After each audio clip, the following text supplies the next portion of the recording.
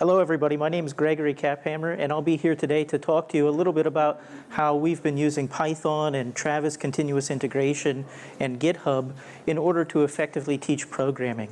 So at the very start of the session, again, let me say hello. My name is Greg. I'm really glad that you're all here this afternoon. If you want to, you're welcome to follow me on Twitter at Greg Kapfhammer. It's great if you would like to tweet during the talk. And if you want to learn more about me and some of the projects my students and I have been working on, you can go to the website at the bottom of the screen. So at the start of the presentation, let me give you a really quick roadmap. The goal for the talk today is to introduce a number of strategies and some tools that we've been using to effectively teach programming. I've tried to teach programming and computer science in many different ways over the past 20 years, and this is an approach I've settled on and have found to be enormously successful. So one of our goals in all of the courses that we teach is that we always want to be able to use industry standard software in our courses. We want our students to use the same tools that they use at Google or at Netflix in order to build the programs that they're going to ship and deploy using something like Travis continuous integration. I should also note that all of the things that I'm going to introduce and comment on in the talk today should also be very suitable for people who are instructors in industry, in addition to individuals who are professors or teachers in academia. So let's talk about some of the technologies that we're going to explore. I'm going to focus on three in particular. Number one, which would be Python. Number two, which would be GitHub. And the third, which will be Travis. And let's discuss each one of these very briefly in some additional detail. And then I'll dive into some of the design choices that we made, how we implemented the system, and ultimately how we've been deploying it and using it. So first of all, let's talk briefly about GitHub. I'm sure many of you are familiar with this version control system. And I want to point out that the teaching approach that I'm introducing today not only uses GitHub, but it also uses a new tool that's been developed and released by a few people at GitHub called GitHub Classroom. It makes it really easy for you to ship starter code to a number of students. It also allows you to track the progress of the students who are working on assignments. And it's a great tool to allow you to actually enforce deadlines and to receive final submissions of projects. So there's the GitHub that we're used to using, and there's also a tool called GitHub Classroom, which seamlessly integrates with GitHub. Also, we're using Travis continuous integration so that it's really easy when a student does a commit to their repository with a solution that they're working to build. We automatically trigger a build in the Travis CI cloud so that I can see where each of the students stand on their project and so that they can get feedback on a wide variety of other devices they're also using. Another thing that we focused a lot on in the work that I'm presenting to you today is implementing tools when necessary in the Python programming language. I'll tell you a little bit more later about why we picked Python, and in fact, I want to draw attention to the fact that even though we're building our tools primarily in Python and Java, the systems that I'm presenting help you to teach classes in a wide variety of languages where maybe you're using HTML or JavaScript in addition to languages like Python, Java, C, or Go. So what are some of our goals? Well, first of all, we want to make sure that when a student is working on a project, they really have a clear understanding of where they stand. They should be able to know which of the learning objectives they've already fulfilled. They should know which learning objectives they still need to be able to achieve, and they should get a sense for how long it should take them to do that additional work. Also, it's important for instructors to be able to know where every student stands. We should also be able to know when a student hasn't already accepted assignments and when an individual may in fact really be stuck and need us to help them in several different ways. Also, we want the students to be able to focus on a number of key programming and computer science ideas. We don't want them to get inappropriately bogged down with the syntax of different terminal commands. We don't want them ultimately to be so overwhelmed that they can't focus on key ideas. And also, we want a mechanism that will ultimately scale. I have a colleague who's teaching a computer science class this semester, and there are 850 people in the class. And so it's really challenging when you have 850 students in your course to be able to effectively grade and give high-quality feedback. So we'd like to have automated grading tools that do a good job but help you to effectively grade and give great feedback to the students as well. Ultimately, we want the students and the teachers to be able to effectively collaborate in the same way that you might if you were working on a development team in industry. And so ultimately, we need to be able to check a wide variety of different deliverables. I've listed a few of them on the screen. There's others that we hope to be able to check as well, but let me highlight several of them.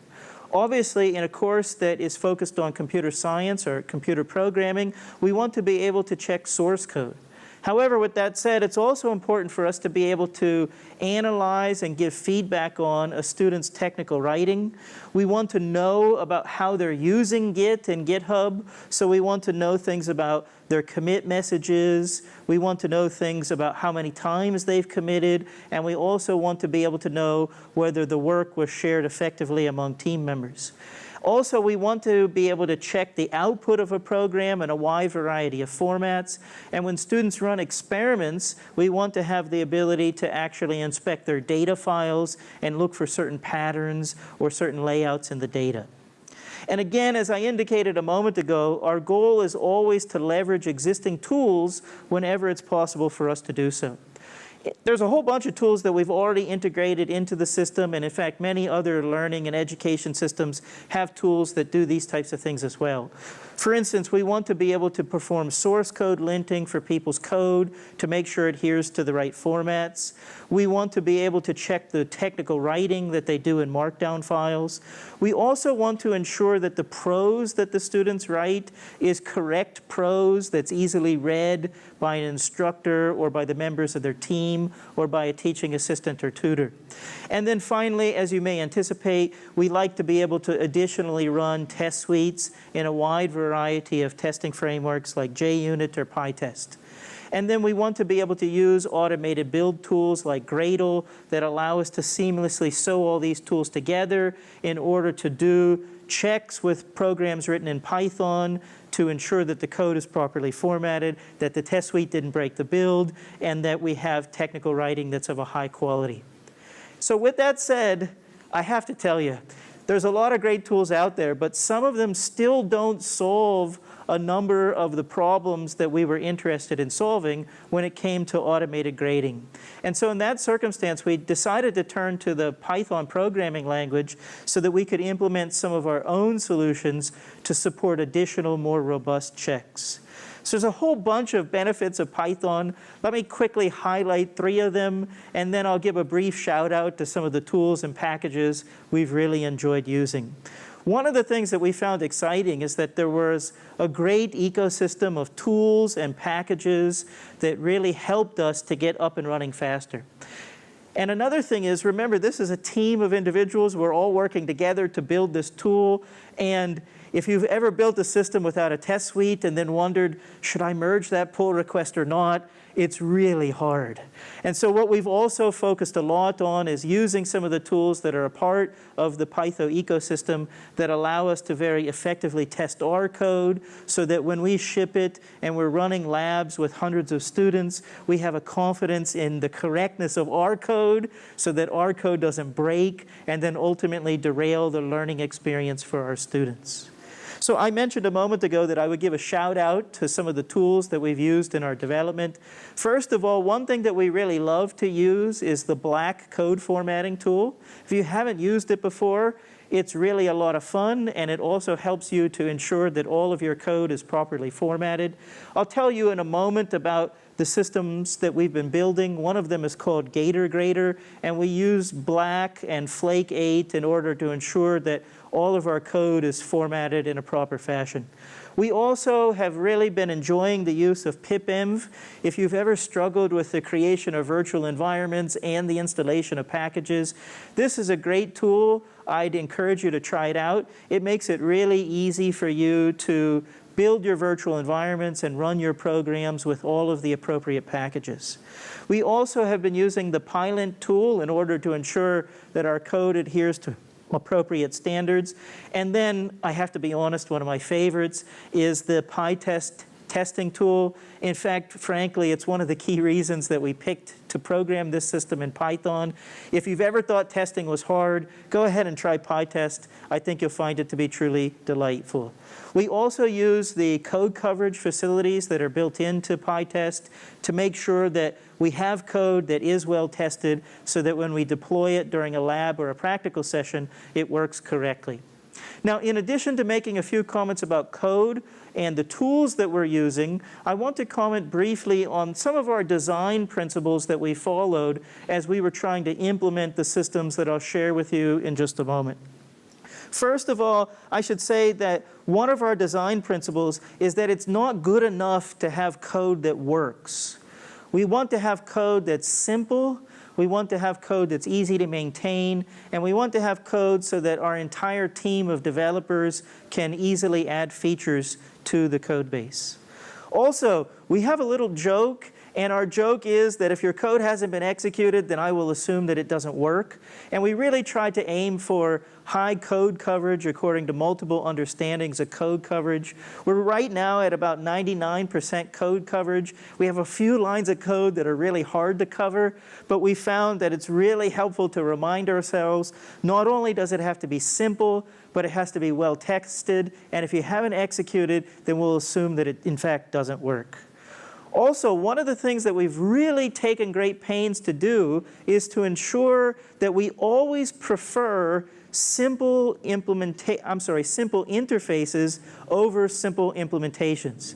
That is, we'll go to great lengths, even if it requires us to make our code challenging to implement, as long as it makes the interface to the code easy for people to use.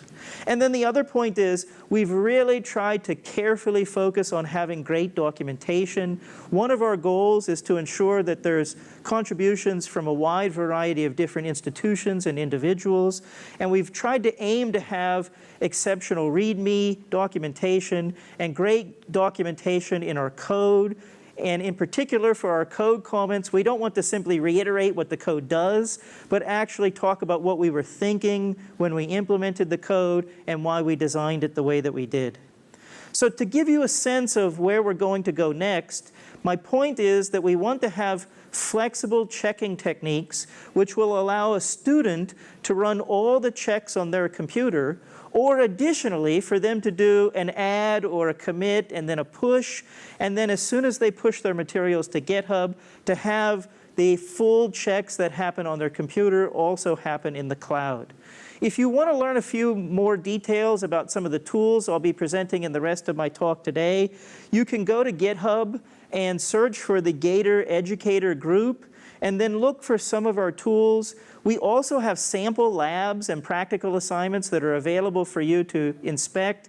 But two of the tools that we have, one is called Gator Grader, and another is a plugin, which I'll talk about in a moment. It works for the Gradle build system, and it helps you to run Gator Grader effectively.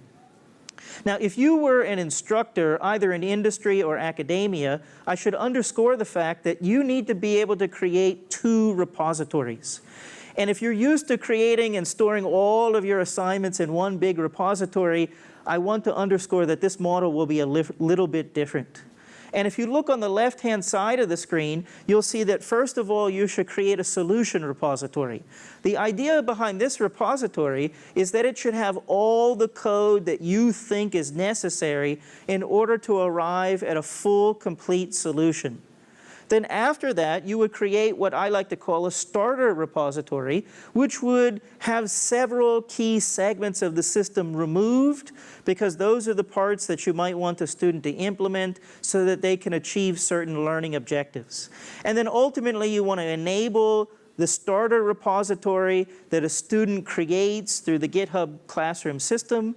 That repository will then be automatically checked by Travis Continuous Integration, and in the student's GitHub commit log, they'll get a list of all of the commits that they've done and whether they've passed the build or not. Now, critically, I want to underscore that the starter repository should not pass the test cases, because ultimately the student hasn't added the features to the system as of yet. Now, I've talked about the Grader tool, which is a program implemented in Python.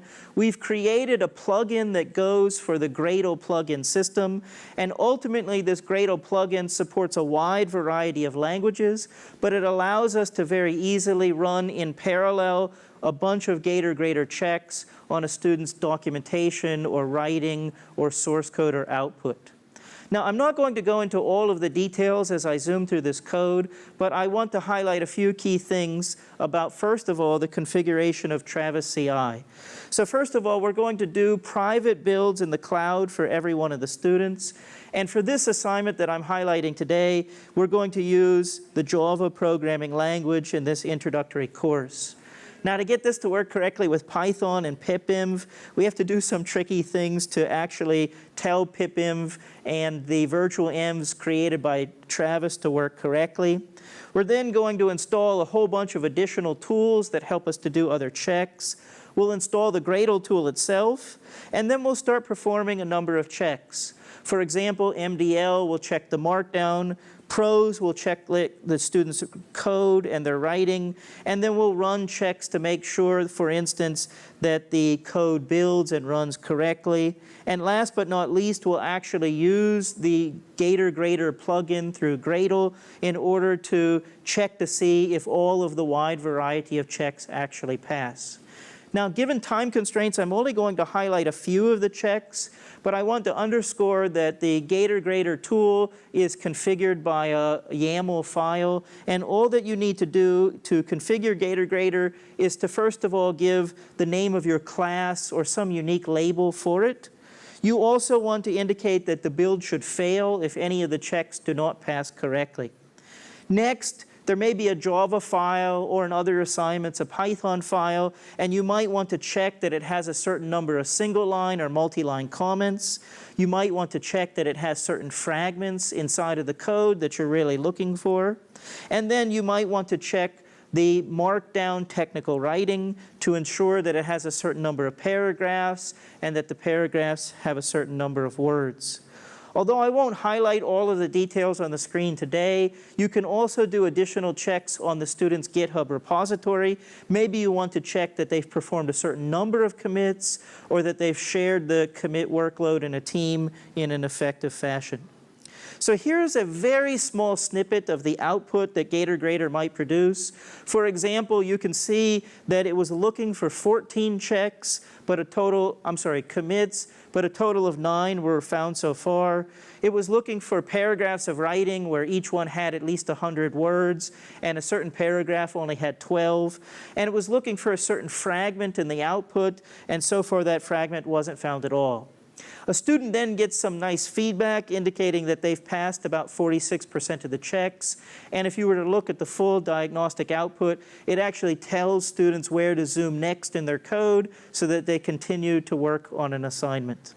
Now, in addition to showing you a little bit about how the tool is configured or the kind of output that it produced, at the end of my session today, let me tell you about some of the courses in which we've previously deployed this tool.